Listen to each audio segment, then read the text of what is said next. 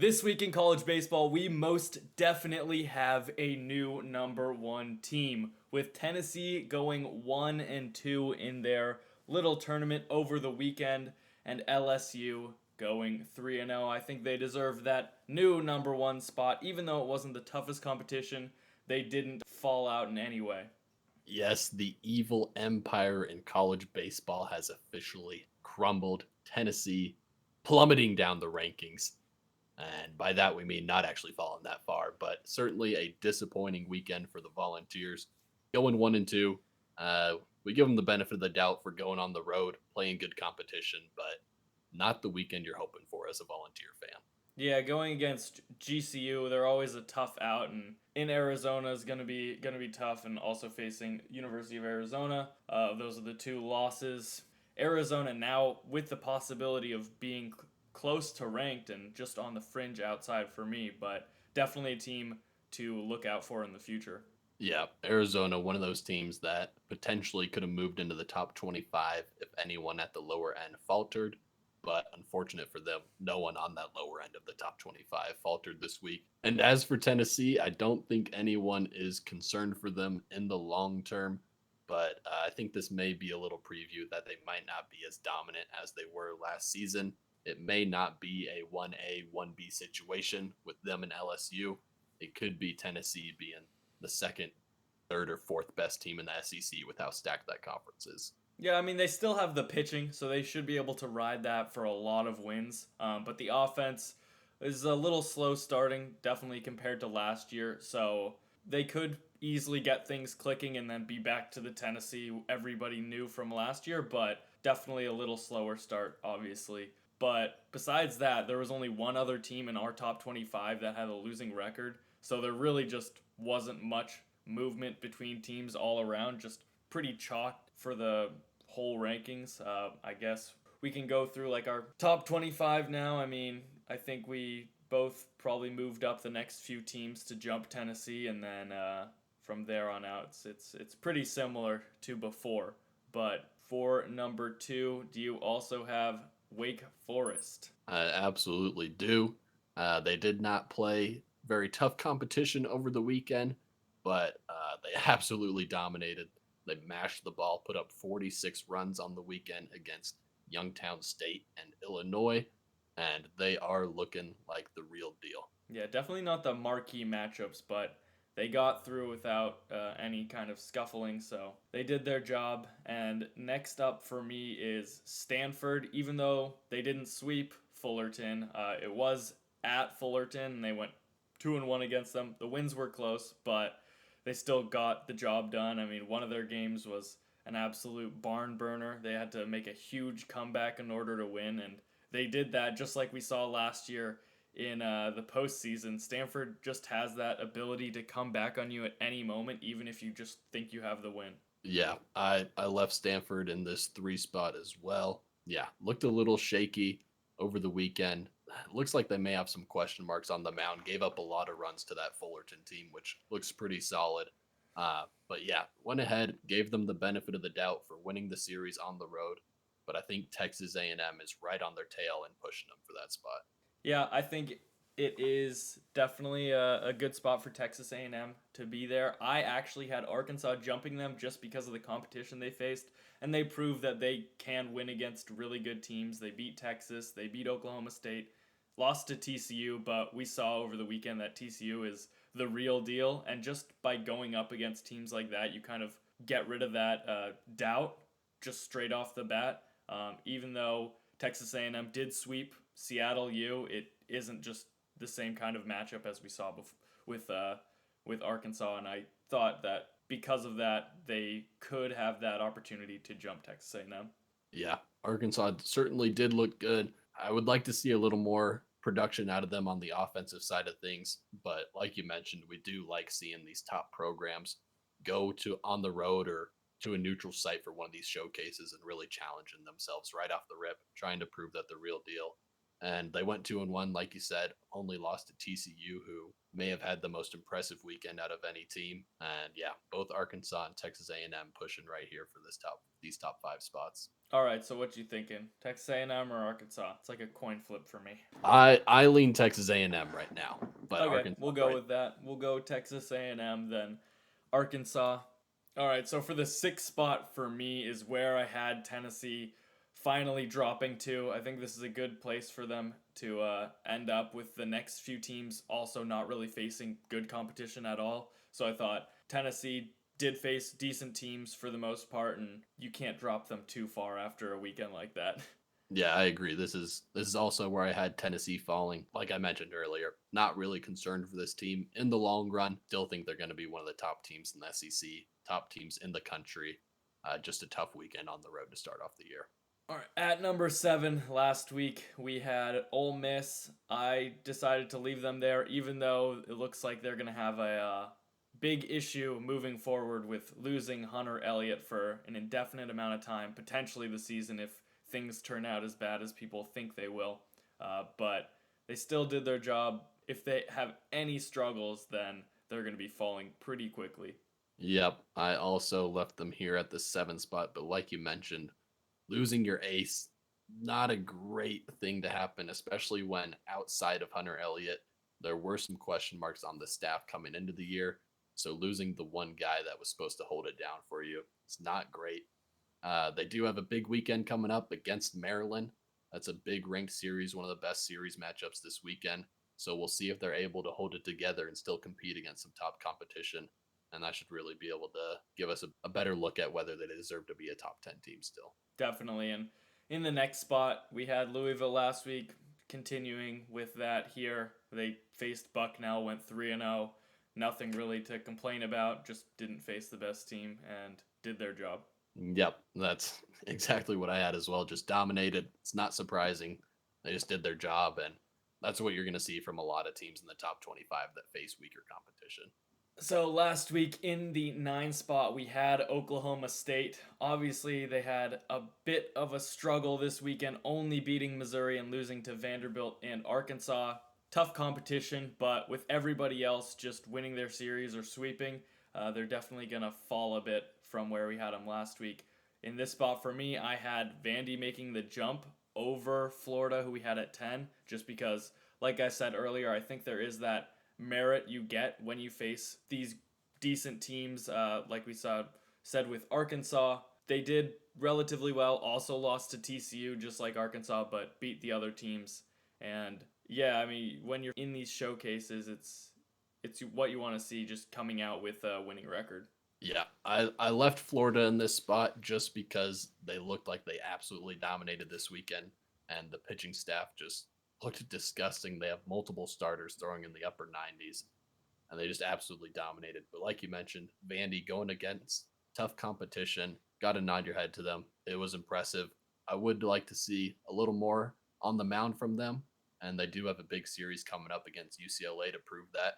So I think this upcoming weekend will really decide where they fall on this borderline here. For sure. I do think, even though these Florida pitchers are supposed to be top dogs, it does make it a little easy when you're just not facing that great of competition. It just gives you that confidence that you can just easily dominate, and then you follow that up by doing that. And it's just a lot easier of a situation to start off the season like that instead of going into a like hostile environment where there's actually good teams and you do a decent job there. I think there is some merit to that, and Vandy did exactly that. Yeah, I'm fine with putting Vandy at 9 here and seeing what they do this weekend against UCLA. In the 10 spot, we can just leave Florida where they're at. They did their job, and hopefully they can keep on that pace.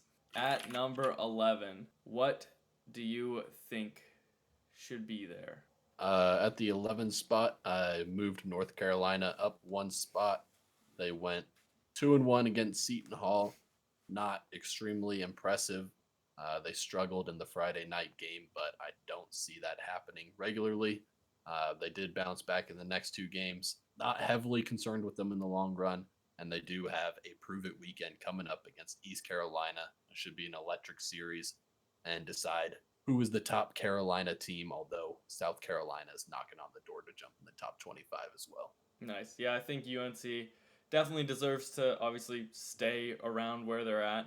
But for me personally, this is where I made the big jump to bring in TCU up to this 11 spot, going up 6 from last week at 17. And I think they prove that they're a top team in the nation. And if they can continue to do what they're doing, then they deserve to be in the top 10, and they're right on the outside. Obviously, they're behind some of the teams that they beat, but that's just based off of preseason rankings and not just taking everything for the first week. Yeah, I don't mind that move at all. I just had them one spot below here, so I don't mind it at all.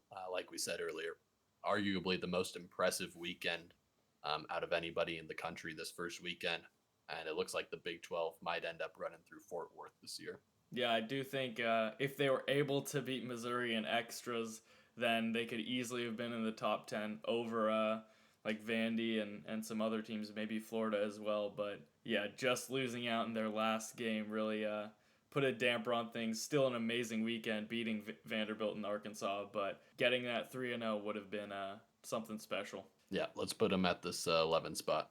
Sweet. And then from here, we had UNC last week in this 12 spot, and right after that was UCLA and Maryland. For me, all those teams stayed in the same positions. They did well enough. UNC going 2-1 against Seton Hall isn't the best. Seton Hall wasn't a great team last year, but who knows? Maybe they're a little bit better. And yeah, it's always tough to sweep a team, but you always hope for that at the beginning of the season against these not top tier teams. For sure. At 15, what teams were you thinking?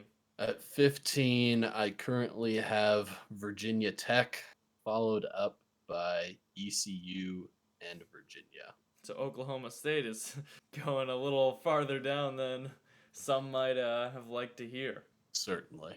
Yeah, this is where I had Oklahoma State personally, but there's definitely a reason to believe that they could drop farther. Yeah, I think it was overall a concerning weekend for Oklahoma State. They only win against Missouri, who Missouri did have a good weekend, but not thought to be a very competitive team coming into the year. And I think at the end of the weekend, there just wasn't a lot to be happy with as an Oklahoma State fan. I'm not sure you're feeling confident in too many aspects of this team. Yeah, I'm good with dropping them a few more spots than I had them, and then leaving Virginia Tech and East Carolina in same. Maybe putting Oklahoma State right after that before Virginia, but Virginia did have a very good weekend. I don't know. It's tough to like slot them back in at some point. Yeah, that's the struggle I had as well. Was I originally had them here above Virginia and Southern Miss, but I dropped them below those two because both Virginia and Southern Miss just had very impressive weekends. The Southern Miss pitching staff absolutely dominated against Liberty, who is going to be a quality team this year. And I think it was just a much more impressive weekend than what Oklahoma State put together, and it gave me more confidence in them. Yeah, and that was a question mark for Southern Miss, was their pitching staff. They brought back their ace, but nobody else after that. So seeing them able to sweep Liberty and pretty good pitching performances along the way, that's what you want to see from a Southern Miss perspective. So yeah, I'm good with dropping Oklahoma State that far. It's pretty tough to slot them in at any point, but yeah, I guess those teams deserve some recognition for what they did over the weekend, and this is kind of the only way to do it for them to rise in the rankings. Yeah, it's you don't like punishing a team for going on the road and playing tough competition, but yeah, just they didn't play well, and teams below them did more that was impressive. Yeah, I mean, we could see Oklahoma State jump back up depending on how things go. I think that's definitely something we need to keep in mind for the future if we're dropping them this far, is that if they do prove themselves, then they deserve to get some of their rankings back, easier than potentially other teams that had a quicker and easier job to jump up the rankings from just worse opponents. But yeah. Yep. Sweet. So we got Virginia Tech 15, East Carolina 16, Virginia 17, and Southern Miss at 18, all jumping up one spot from last week. Yep. And then Oklahoma State plummeting from 9 to 19. Good little Yeah. 10 spot drop off. Love to see it. All right, now with the next wave of teams, I had a little bit of rearranging, not too much, but in the 20 spot, I had Oregon jumping over Miami. I thought they just had a more solid weekend with a 4-0 sweep of Xavier, while Miami went 2-1 against Penn State at their home. So having both those teams at home and one of them sweeping and the other one winning the series, it's close, but I think the extra game in the series for Oregon just gave them a little bit of an edge. Yeah, I agree. I also had them jumping over Miami here. Like you said, that extra game really helps getting that total of 4-0. And Miami almost lost that series, had to hit a walk-off home run to secure that series win. It was a little bit of a concerning weekend for them, but they did end up winning the series. Got to give them the benefit of the doubt for that. Sweet. So Oregon 20, Miami 21. After that, I had NC State staying in the same spot as they were in last week at 22. They swept Wagner. Nothing really to say here. They did their job. They looked pretty decent while they did it. And yeah. Yeah, I also had NC State here, and then followed up by Alabama staying in the 23 spot as well. Okay. I had Texas Tech actually jumping up from 25 all the way up to 23 just because they played Gonzaga, who past few years has been in the postseason, and they swept them. They made them look pretty bad over the weekend for the most part. And Texas Tech did have some question marks going into the season, and they definitely proved that they're better than what some people thought. Yeah, I'm fine with putting them here. I had them jumping Oregon State already into the 24 spot, and I do think it was a very impressive weekend. Yeah, I'm cool with jumping them one extra spot up here to 23.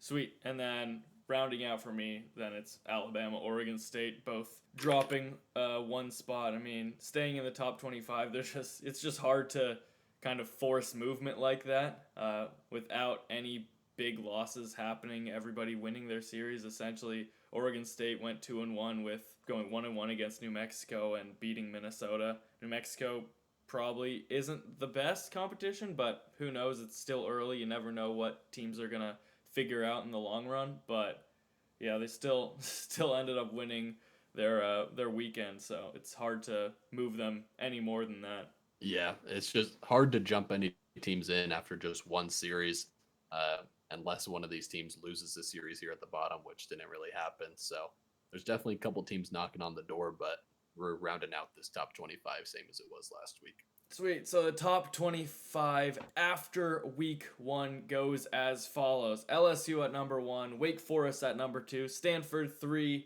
Texas A&M 4, Arkansas at 5, Tennessee dropping all the way down to 6 from that one spot, Ole Miss staying at 7, Louisville at 8, Vandy at 9, Florida at 10, TCU at 11, jumping up 6 spots from last week. That's the biggest mover, or at least riser. At 12, we had UNC, 13, UCLA, Maryland at 14, Virginia Tech at 15, 16, East Carolina, 17, Virginia, 18, Southern Miss, and our biggest faller, Oklahoma State, at 19, dropping 10 spots. Oregon moving up 1 to 20, Miami at 21, NC State at 22, Texas Tech at 23, Alabama at 24, and Oregon State at 25.